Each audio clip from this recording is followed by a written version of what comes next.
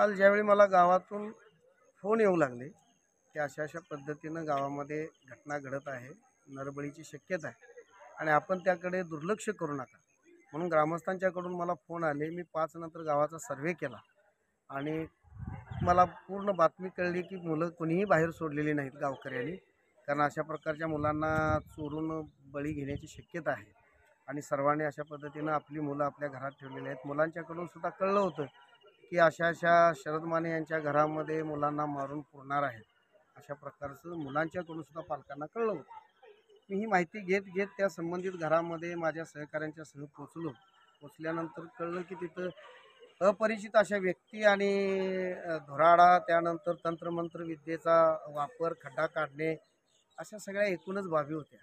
ह्या सगळ्या बाबी लक्षात आलं की खरोखरच गावकऱ्यांच्या मतानुसार ह्या ठिकाणी ह्या प्रकारची घटना घडणार आहे अशी मला खात्री झाली आणि मी ताबडतोब पोलीस स्टेशनशी संपर्क साधून कारवाई केली। यामध्ये राधानगरी पोलीस स्टेशनचं सुद्धा खरोखरच आभार आहे की त्यांनी तात्काळ या प्रकारच्या गोष्टीकडे लक्ष देऊन कारवाई केली।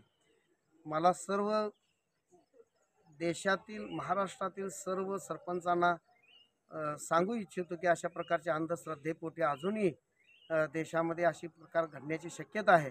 त्यामुळे अशा प्रकारे मिळणाऱ्या बातम्यांच्याकडे दुर्लक्ष न करता ताबडतोब सतर्कपणे ॲक्शन घेऊन असे प्रकार थांबवले पाहिजेत, कारण धनलासेपोटी, पैशापोटी अशा प्रकारच्या अनेक गोष्टी घडण्याची शक्यता आहे। सर्वांनी सतर्क राहावं एवढा मी या माध्यमातून मेसेज देऊ इच्छितो।